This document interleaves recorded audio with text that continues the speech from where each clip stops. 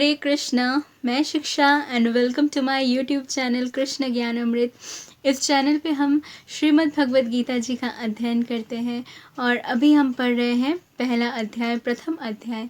और अगर आपने मेरे प्रीवियस वीडियोस को देखा है तो उसमें मैंने एक्सप्लेन किया था प्रथम अध्याय के श्लोक 28 तक। और आज आगे हम इस वीडियो में पढ़ेंगे श्लोक 29, 30 एंड 31। तो चलिए शुरू करते हैं श्रीमद् भगवद गीता जी का अध्ययन। हरे कृष्णा। तो श्लोक शुरू करने से पहले हम एक बार रिवीजन कर लेते हैं कि हमने पिछले वीडियो में जो श्लोक पढ़ा था वो क्या था। तो पिछले वीडियो में हमने पढ़ा था कि पहले तो अर्जुन जो है वो भगवान श्री कृष्ण को कहते हैं कि रथ को दोनों सेनाओं के मध्य ले चले, दोनों सेनाओं के बीच में ले चले, ताकि वे उन लोगों को देख सके जो युद्ध की इच्छा से यहाँ पे उपस्थित हुए हैं। कौन कौन है जो ये युद्ध चाहता है, जो इतना बड़ा युद्ध चाहता है केवल राजपाट के लिए। जो भी यहाँ पे युद्ध करने आए हैं उनके ही सगे संबंधी भाई जो इस युद्ध को चाहते हैं। और वो भी योद्धा जो केवल दुर्योधन के कहने से ये युद्ध लड़ने आए हैं। तो अर्जुन भगवान से कहते हैं, उनसे रिक्वेस्ट करते हैं कि कृपया इस रथ को दोनों जो सेनाएं हैं, कौरवों की सेना और पांडवों की सेना, तो दोनों सेनाओं के बीच में ले चले ताकि वे उन्हें देख सके जो युद्ध की अभिलाषा से वहाँ पे उपस्थित थे। तो भगवान रथ को लाके दोनों सेनाओं के मध्य खड़ा कर देते हैं। फिर अर्जुन जो है वहाँ पे देखते हैं जो भी वहाँ पे युद्ध करने के लिए आए हुए हैं या उनको जिनसे युद्ध करना है वे उनके ही सगे संबंधी भाई, सभी उनके रिलेटिव्स होते हैं। तो अर्जुन जब उनको देखते हैं तो वो बहुत शॉक होते हैं और बहुत ही उनके अंदर जो है एक दुख भर जाता है, उनके हाथ कांपने लगते हैं, वे एक अजीब सा रेस्टलेसनेस आ जाता है। भगवान से कहते हैं कि ये जिनसे मुझे युद्ध करना है ये सभी तो मेरे अपने हैं, ये मेरे ही भाई हैं, मेरे ही वेल विशर हैं, मेरे फ्रेंड्स हैं, कोई मेरे चाचा है, कोई मामा है, तो इनसे मैं युद्ध कैसे कर सकता हूँ। तो यहाँ तक हमने पढ़ा था। आज हम आगे पढ़ेंगे श्लोक संख्या 29 जो है, वेपथु च शरीरे में रोम हर्ष च जायते, गांडीवम संसते हस्तात् त्वचा एव परिदाहते। अर्थात अर्जुन कहते हैं, मेरा सारा शरीर कांप रहा है, मेरे रोंगटे खड़े हो रहे हैं, मेरा गांडीव धनुष मेरे हाथ से सरक रहा है और मेरी त्वचा जल रही है। तो अर्जुन जब देखते हैं अपने ही सगे संबंधियों को अपने सामने, तो वे कहते हैं भगवान से कि मेरे हाथ कांप रहे हैं, मेरा जो गांडीव धनुष है वो मेरे हाथ से छूटा जा रहा है, मेरी त्वचा जल रही है। यानी वो बहुत ही अर्जुन को बुरा लग रहा होता है कि एक ऐसा सिचुएशन आ गया है जहाँ मुझे अपने ही परिवार से, अपने ही सगे संबंधियों से लड़ना पड़ेगा। अब तात्पर्य, शरीर में 2 प्रकार का कंपन होता है और रोंगटे भी 2 प्रकार से खड़े होते हैं। ऐसा या तो आध्यात्मिक परमानंद के समय या भौतिक परिस्थितियों में अत्यधिक भय उत्पन्न होने पे होता है। तो शरीर में जो कंपन होता है, कभी कभी जो एक होता है ना, कोई कांपना जो होता है, शरीर में कंपन होता है, वो 2 रीजंस के वजह से होते हैं। और जो रोंगटे खड़े होते हैं, जो हमें गूज़बम्स आते हैं, वो भी 2 ही कारण से होता है। या तो कभी जो एक आध्यात्मिक परमानंद है, कभी अगर आपने नोटिस किया होगा, आप कोई अच्छा सा भगवान का भजन सुन रहे हैं या भगवान की लीला सुन रहे हैं, तो उसे सुन के आपका मन इतना उस भाव से भर जाता है, उस भक्ति भाव से इतना भर जाता है भगवान के प्रति कि आपके रोंगटे खड़े होने लगते हैं। तो वो आध्यात्मिक परम आनंद है।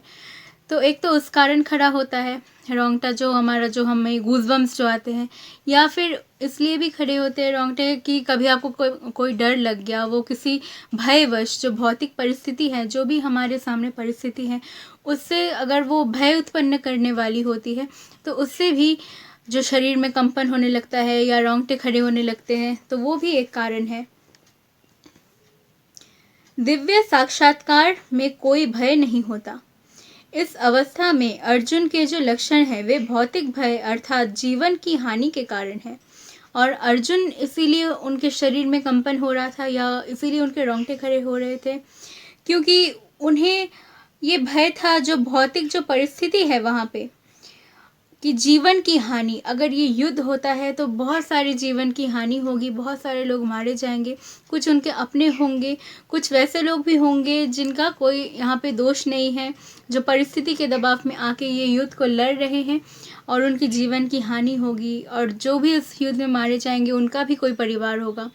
तो अर्जुन अपने सगे संबंधियों के बारे में तो सोच ही रहे थे और उनके मन में ये भी था कि जो हमारी सेनाएं हैं, ये तो हमारे बीच की लड़ाई है, कौरवों पांडवों की जो लड़ाई है, इसमें तो सेनाएं जो है वे भी तो हमारा आज्ञा मान के इस युद्ध में कूद पड़े हैं, वे भी अब लड़ेंगे, जबकि उनका इससे कुछ लेना देना नहीं है, वो बस एक सेना है, लेकिन जीवन की हानि तो वहाँ पे भी है।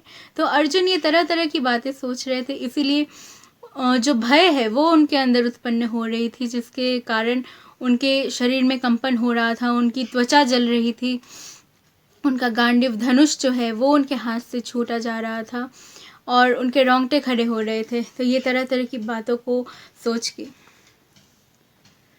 अन्य लक्षणों से यह स्पष्ट है कि वह इतना अधीर हो गया कि उसका व्याख्यात धनुष गांडीव उसके हाथों से सरक रहा था और उसकी त्वचा में जलन उत्पन्न हो रही थी। ये सब लक्षण देहात्म बुद्धि से जन्य है।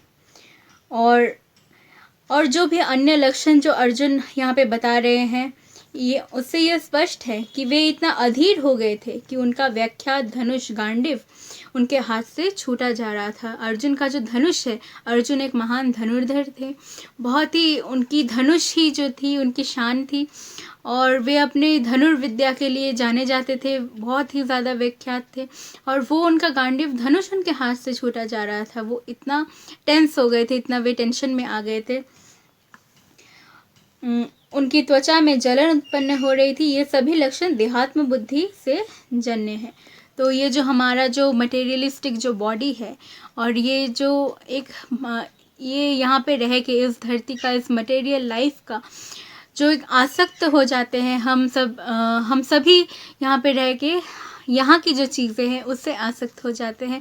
हम इस शरीर को ही सब कुछ मान लेते हैं और इससे जुड़े सगे संबंधी या कोई भी चीज़ को हम अपना मान लेते हैं।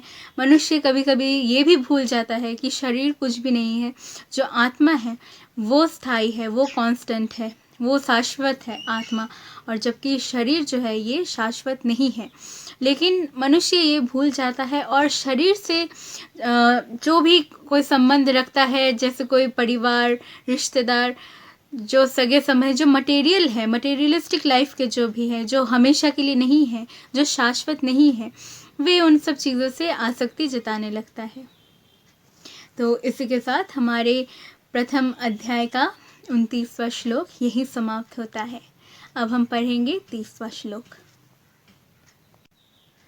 तो हमारा 30वां श्लोक है, न च शक्नोमि अवस्थातुं भ्रमति एव च मे मन निमित्तानि च पश्यामि विपरीतानि केशव। अर्थात मैं यहाँ अब और अधिक खड़ा रहने में असमर्थ हूँ, मैं अपने को भूल रहा हूँ और मेरा सिर चकरा रहा है। हे कृष्ण, मुझे तो केवल अमंगल के कारण दिख रहे हैं। अब अर्जुन जो है वे आगे कहते हैं भगवान से कि अब मैं यहाँ और खड़ा नहीं रह सकता, मैं यहाँ पे और खड़ा रहने के लिए असमर्थ हूँ, मैं अपने को भूल रहा हूँ, मैं अपने आप को भूल रहा हूँ, मेरा सिर चकरा रहा है। और हे कृष्ण, मुझे इस युद्ध में केवल अमंगल के ही लक्षण नज़र आ रहे हैं। तो अब तात्पर्य, अपने अधैर्य के कारण अर्जुन युद्ध भूमि में खड़ा रहने में असमर्थ था और अपने मन की इस दुर्बलता के कारण उसे आत्मविस्मृति हो रही थी। भौतिक वस्तुओं के प्रति अत्यधिक आसक्ति के कारण मनुष्य ऐसी मोहमाई स्थिति में पड़ जाता है। तो अब अर्जुन जो थे वो इम्पेशेंट हो रहे थे, अधैर्य हो रहे थे, अब उनमें धैर्य नहीं था। जब वे इस सिचुएशन को देख रहे थे कि जिनसे लड़ना है वे सभी उनके अपने हैं और इस युद्ध में केवल प्राणों की हानि होनी है और कुछ नहीं। तो अर्जुन कहते हैं भगवान से कि मुझे तो इस युद्ध में केवल अमंगल के ही लक्षण दिख रहे हैं, इस युद्ध से किसी का कुछ भला नहीं होने वाला है और मैं अब यहाँ और खड़ा नहीं रह सकता हूँ और अपने आप को भूल रहा हूँ। वे मन की इस दुर्बलता के कारण उन्हें आत्मविस्मृति हो रही थी। भौतिक वस्तुओं के प्रति अत्यधिक आसक्ति के कारण मनुष्य ऐसी मोहमयी स्थिति में पड़ जाता है। तो जैसा हमने पिछले श्लोक में भी पढ़ा था कि भौतिक वस्तुओं के प्रति अत्यधिक आसक्ति, जो मटेरियलिस्टिक जो थिंग है हमारे आसपास, जो स्थायी नहीं है, जो कांस्टेंट नहीं है, जो शाश्वत नहीं है, उन सब चीज़ों के प्रति हमें आसक्ति हो जाती है। हम उसी को अपना सब कुछ मानने लगते हैं। हम ये भूल जाते हैं कि ये हमेशा के लिए नहीं है।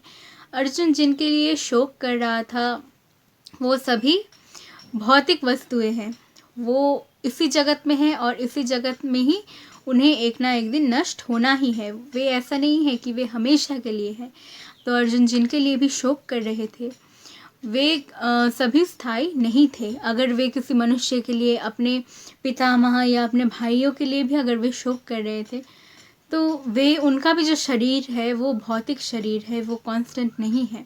उनकी आत्मा कांस्टेंट है, लेकिन जो शरीर है जिसके लिए हम शोक करते हैं तो वो शरीर भी हमेशा के लिए नहीं होता है।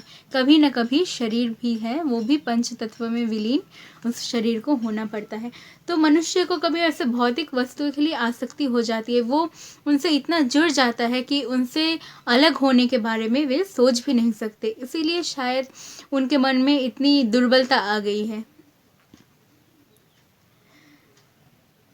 ऐसी मोहमयी स्थिति में पड़ जाता है। भय द्वितीयाभिनिवेशतः स्यात्। ऐसा भय तथा मानसिक भय ऐसा भय तथा मानसिक असंतुलन उन व्यक्तियों में उत्पन्न होता है जो भौतिक परिस्थितियों में ग्रस्त होते हैं। अर्जुन को युद्ध भूमि में केवल दुखदायी पराजय ही प्रतीत हो रही थी। वह शत्रु पर विजय पाकर भी सुखी नहीं होगा। तो अर्जुन जो है यहाँ पे, उनका मतलब जो भय है वे उनके जो मानसिक असंतुलन उनमें उत्पन्न कर रहा था, वो मेंटली स्थायी नहीं हो पा रहे थे, वे मेंटली कांस्टेंट नहीं हो पा रहे थे। और अर्जुन का मानना था कि इस युद्ध में अगर मैं युद्ध करता भी हूँ, अगर मैं शत्रुओं को भी मार देता हूँ तो भी इस युद्ध को जीत के मुझे खुशी नहीं होगी। निमित्तानि विपरीतानि शब्द महत्वपूर्ण है। जब मनुष्य को अपनी आशाओं में केवल निराशा दिखती है तो वह सोचता है मैं यहाँ क्यों हूँ। प्रत्येक प्राणी अपने में तथा अपने स्वार्थ में रुचि रखता है। किसी की भी परमात्मा में रुचि नहीं होती। कृष्ण की इच्छा से अर्जुन अपने स्वार्थ के प्रति अज्ञान दिख रहा है।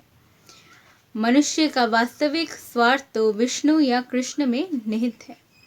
बद्ध जीव इसे भूल जाता है, इसीलिए उसे भौतिक कष्ट उठाने पड़ते हैं। अर्जुन ने सोचा कि उसकी विजय केवल उसके शोक का कारण बन सकती है। तो अर्जुन को अब अपनी आशाओं में निराशा दिखने लगी थी। पहले तो वे चाहते थे कि ये युद्ध हो और जो कौरवों ने छल से उनका राजपाट हड़प लिया था, तो इसीलिए तब भगवान जो है वे शांति दूत बन के गए थे कौरवों के पास कि केवल आधा तुम पांडवों को दे दो, 5 ग्राम दे दो पांडवों को और उन्हें अपना राज्य संभालने दो और तुम आधा रखो। लेकिन कौरवों को ये मंजूर नहीं था, तो वे युद्ध चाहते थे। तो फिर पांडवों ने भी तय किया कि युद्ध हो, लेकिन अब अर्जुन को अपने आशा में निराशा दिखने लगी थी। लेकिन युद्ध भूमि में खड़े होकर जब वे अपने ही लोगों को अपने सामने देखते हैं तो उन्हें लगता है कि इस युद्ध से किसी का भी कुछ भला नहीं होने वाला है। बस जो है बहुत सारे लाइफ के लॉस होने वाले हैं, सबकी प्राणों की ही हानि होने वाली है और जब वे अपने लोगों को खास करके सामने देखते हैं तो उन्हें बहुत ही दुख होता है, जिससे उनके शरीर में बहुत कंपन होता है और बहुत पीड़ा उनके हृदय में उत्पन्न होती है। लेकिन मनुष्य यहाँ पे जो है, ये जो सिचुएशन जो अर्जुन का है, तो ऐसा क्यों है? क्योंकि वे बहुत ही इस भौतिक जगत से आसक्त हो गए थे और मतलब कोई भी मनुष्य जब कुछ भी सोचता है तो केवल वो अपने लिए ही पहले सोचता है, अपने स्वार्थ के लिए ही पहले सोचता है। कोई भी ये नहीं सोचता है कि हमारा जो स्वार्थ है वो केवल भगवान है, वे परमात्मा है, कृष्ण है। अगर हम कृष्ण को ही अपना लक्ष्य माने, अगर भगवान को ही हम अपना सब कुछ माने, तो शायद हम भौतिक जगत के इतनी वस्तुओं से आसक्ति हमें नहीं होगी। लेकिन मनुष्य इस चीज़ को हमेशा भूल जाता है। वे ऐसी चीज़ों के लिए शोक करता है, ऐसी वस्तुओं के लिए वे शोक करता है जो हमेशा के लिए नहीं है। लेकिन परमात्मा, अगर आप परमात्मा से प्यार करोगे, अगर आप भगवान श्री कृष्ण से प्यार करोगे, तो वो हमेशा के लिए है, आपकी भक्ति हमेशा के लिए है।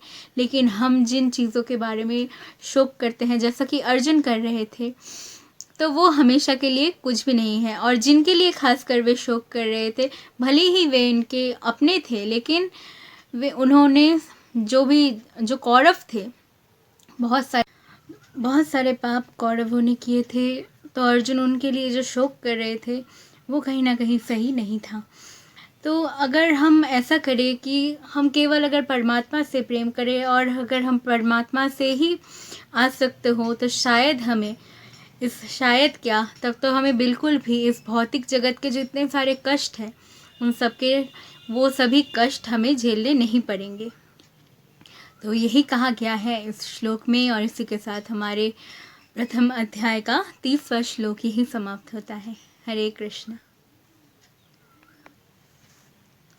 तो अभी हम पढ़ेंगे 31वां श्लोक, 31वां श्लोक, जो कि है न च श्रेयनुपश्यामि हत्वा स्वजन माहवे न कारणे विजयं कृष्ण न च राज्यं सुखानि च।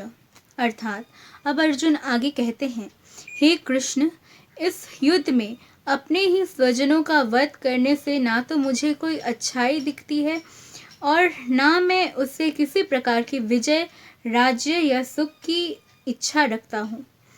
तो अब अर्जुन कहते हैं कि इस युद्ध में अपने ही स्वजनों का वध करने में मुझे कोई भी अच्छाई नहीं दिखती और ना मैं उससे किसी प्रकार की विजय, राज्य या सुख की इच्छा रखता हूँ, और ऐसे युद्ध करके मुझे किसी भी प्रकार की विजय, राज्य या सुख नहीं चाहिए। अब तात्पर्य, यह जाने बिना कि मनुष्य का स्वार्थ विष्णु या कृष्ण में है, सारे बुद्धिजीव शारीरिक संबंधों के प्रति यह सोचकर आकर्षित होते हैं कि वे ऐसी परिस्थितियों में प्रसन्न रहेंगे। ऐसी देहात्म बुद्धि के कारण वे भौतिक सुख के कारणों को भूल जाते हैं। तो जो भी मनुष्य होता है, वे बिना ये जाने कि उनका जो उनका स्वार्थ है वो भगवान विष्णु या भगवान श्री कृष्ण में है, वे जो भौतिक जो भी चीज़ें हैं या भौतिक संबंधें जो हैं, उनसे वे आकर्षित हो जाते हैं। उन्हें लगता है कि इसी में हमारी सुख है और ये जो परिस्थिति है यही हमारे लिए सबसे अच्छा है। लेकिन ऐसा नहीं है, क्योंकि अगर कोई भी इतनी आसक्ति रखता है भौतिक चीज़ों से, तो उससे उसे तरह तरह की कष्ट उठाने पड़ सकते हैं। लेकिन अगर कोई अपनी आसक्ति परमात्मा में रखता है, भगवान विष्णु में या भगवान श्री कृष्ण में रखता है, तो उसे ऐसी भौतिक कष्ट या पीड़ा नहीं होती, क्योंकि वो परमात्मा को जान चुका होता है। वो हमारी आत्मा क्या है, वो आत्मा के विषय में जान चुका होता है कि आत्मा जो है वो शाश्वत है और हमारी जो आसक्ति है वो केवल परमात्मा के प्रति होनी चाहिए, ना ही भौतिक जगत के प्रति या भौतिक जो भी हमारे रिश्ते हैं, जो भी भौतिक वस्तुएं हैं, उनके प्रति आसक्ति हमारी नहीं होनी चाहिए, क्योंकि इससे बाद में पीड़ा हम ही को होती है। अर्जुन तो क्षत्रिय का नैतिक धर्म भी भूल गया था। कहा जाता है, हाँ अच्छा, और अर्जुन इस भौतिक जगत के इन्हीं संबंधों के कारण वे अपना कर्तव्य भी भूल रहे थे। वे क्षत्रिय थे और उनका धर्म था युद्ध करना, लेकिन ये जो उनका जो था कि रिलेशंस, मेरे अपने सगे संबंधी, तो ये जो है वे भौतिक आसक्ति है, ये मटेरियलिस्टिक वर्ल्ड की मटेरियलिस्टिक रिलेशंस है। और अर्जुन इनके प्रति इतने आसक्त हो गए थे कि वे अपना क्षत्रिय धर्म होने का, एक क्षत्रिय होने का जो कर्तव्य है वे उसे भूलते जा रहे थे, क्योंकि यहाँ पे वे युद्ध करने से मना कर रहे थे, और एक क्षत्रिय का धर्म ही होता है युद्ध करना। कहा जाता है कि दो प्रकार के मनुष्य परम शक्तिशाली या ज्वालमय सूर्यमंडल में प्रवेश करने के योग्य होते हैं। ये है, एक तो क्षत्रिय जो कृष्ण की आज्ञा से युद्ध में मरता है, तथा दूसरा सन्यासी जो आध्यात्मिक अनुशीलन में लगा रहता है। अर्जुन अपने शत्रुओं को भी मारने से विमुख हो रहा था। अपने संबंधियों की बात तो छोड़ दे, वह सोचता है कि स्वजनों को मारने से उसे जीवन में सुख नहीं मिल सकेगा, अतः वह लड़ने के लिए इच्छुक नहीं है। जिस प्रकार कि भूख न लगने पे कोई भोजन बनाने को तैयार नहीं होता। तो अर्जुन इतना आसक्त हो चुके थे अपने सगे संबंधियों से, इस रिश्तों से, जो मटेरियलिस्टिक वर्ल्ड है इनके जो रिलेशन से इतने आसक्त हो चुके थे, तो वे अपना कर्तव्य भूल जाते हैं, भूल रहे थे अपना कर्तव्य। वे युद्ध करना नहीं चाहते हैं, जबकि एक क्षत्रिय का धर्म ही होता है युद्ध करना। और जहाँ पे भगवान स्वयं जो परमात्मा है, भगवान श्री कृष्ण है, वहाँ जहाँ भगवान स्वयं उन्हें आदेश दे रहे हैं कि युद्ध करो, लेकिन अर्जुन फिर भी वे इतने ज़्यादा अपने लोगों से कनेक्टेड थे कि वे अपना कर्तव्य भूलते जा रहे थे। और ये ठीक उसी प्रकार है जैसे भूख ना लगने पे भोजन ना पकाना। अगर एक फैमिली है, एक फैमिली में अगर किसी को भोजन पकाना है तो इस फैमिली में तो बाकी लोग भी हैं, लेकिन जिनको पकाना है अगर वे ये कहें कि मुझे भूख नहीं लग रही तो मैं नहीं पकाऊंगा, तो ये एक और सिचुएशन होगा। तो उसी प्रकार अर्जुन यहाँ पे केवल अपना भला देख रहे थे, क्योंकि उन्हें बुरा लग रहा था, क्योंकि वे उनके संबंधी थे, तो इसीलिए वे युद्ध करना नहीं चाह रहे थे। इसके पीछे का कारण वे नहीं देख रहे थे कि एक तो फर्स्ट ऑफ ऑल जिनके लिए शोक कर रहे थे वो कोई कांस्टेंट नहीं था, अगर वे आज नहीं मरते तो कल उन्हें मरना ही है। एंड सेकेंडली जहाँ पे भगवान खुद उनको आदेश दे रहे थे युद्ध करने का, और फिर ये जो युद्ध जो हो रहा था वो धर्म की पुनर्स्थापना के लिए हो रहा था। ये अधर्म के ऊपर धर्म का, अधर्म और धर्म का युद्ध था। तो अर्जुन अगर विजयी होते और तो अधर्म के ऊपर धर्म भी विजयी होती। तो ये धर्म और अधर्म का युद्ध था, लेकिन अर्जुन केवल अपने बारे में सोच रहे थे, वे अपने स्वार्थ के बारे में सोच रहे थे। उसी प्रकार जैसे उनको भूख नहीं है तो वे खाना भी नहीं पकाएंगे, तो ये उसी टाइप का यहाँ पे एग्जाम्पल आता है।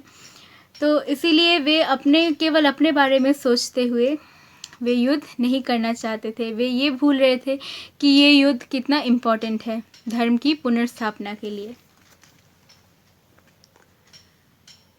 अर्जुन अपने शत्रुओं को भी मारने से विमुख हो रहा था। अपने संबंधियों की बात तो छोड़ दे, वह सोचता है कि स्वजनों को मारने से उसे जीवन में सुख नहीं मिल सकेगा, अतः वह लड़ने के लिए इच्छुक नहीं है। जिस प्रकार भूख न लगने पे कोई भोजन बनाने को तैयार नहीं होता, उसने तो वन जाने का निश्चय कर लिया है, जहाँ वह एकांत में निराशापूर्ण जीवन काट सके। किंतु क्षत्रिय होने के नाते उसे अपने जीवन निर्वाह के लिए राज्य चाहिए, क्योंकि क्षत्रिय कोई अन्य कार्य नहीं कर सकता। तो अर्जुन ने तो ये भी तय कर लिया है कि वे अब वन चले जाएंगे और एकांत में अपना जीवन यापन करेंगे, लेकिन ये उनके क्षत्रिय धर्म के विरुद्ध होता, क्योंकि वे क्षत्रिय है, इसलिए उन्हें वन में नहीं, उन्हें राज्य चाहिए और उन्हें राजपाट चाहिए शासन करने के लिए, एक क्षत्रिय होने के लिए, ना ही उन्हें वन जाना चाहिए। ये उनके क्षत्रिय धर्म के खिलाफ था, क्योंकि क्षत्रिय कोई अन्य कार्य नहीं कर सकता। किंतु अर्जुन के पास राज्य कहाँ है? उसके लिए तो राज्य प्राप्त करने का एकमात्र अवसर है कि अपने बंधु बांधवों से लड़के अपने पिता के राज्य का उत्तराधिकार प्राप्त करे। लेकिन क्षत्रिय होने के लिए उन्हें राज्य चाहिए, लेकिन वो राज्य भी उनके पास कहाँ है? राज्य तो सारा कौरवों के पास है, और इसी राज्य को प्राप्त करने के लिए उन्हें युद्ध करना पड़ेगा और अपना उत्तराधिकार प्राप्त करना पड़ेगा उनके पिता का। पांडु जो थे वे पहले राजा थे, फिर धृतराष्ट्र बने, और फिर युधिष्ठिर ज्येष्ठ पुत्र होने के कारण युधिष्ठिर को राजपाट मिलना चाहिए था, लेकिन कौरवों ने छल से हड़प लिया। तो इसीलिए उस राज्य को वापस लाने के लिए, उनको उस राज्य पे राज करने के लिए उनको ये युद्ध करना चाहिए, लेकिन अर्जुन इसके बारे में सोच ही नहीं रहे हैं। अर्जुन तो सोच रहे हैं कि वे वन चले जाएंगे, वहाँ एकांत में जीवन यापन करेंगे, लेकिन ये सही नहीं है, क्योंकि वे क्षत्रिय हैं और क्षत्रिय का धर्म है कि राज करना, शासन करना। इसीलिए वह अपने को जंगल में एकांतवास करके निराशा का एकांत जीवन बिताने के योग्य समझता है। इसलिए अर्जुन जो हैं वे इतने निराश हो चुके हैं कि वे अपना कर्तव्य भूलते जा रहे हैं और वन जाके एकांत में जीवन, अपना आगे का जीवन एकांत में बिताना चाहते हैं। तो यहीं तक था हमारे 31वां श्लोक। आगे हम पढ़ेंगे नेक्स्ट वीडियो में। तो हमारे प्रथम अध्याय का 31वां श्लोक यहीं समाप्त होता है। हरे कृष्णा। तो अगर आपको ये वीडियो अच्छा लगा तो आप प्लीज़ इसे लाइक कर देना, शेयर कर देना, आप सब्सक्राइब कर देना। नेक्स्ट वीडियो में मिलते हैं और आगे के श्लोक्स के एक्सप्लेनेशन के साथ। हरे कृष्णा।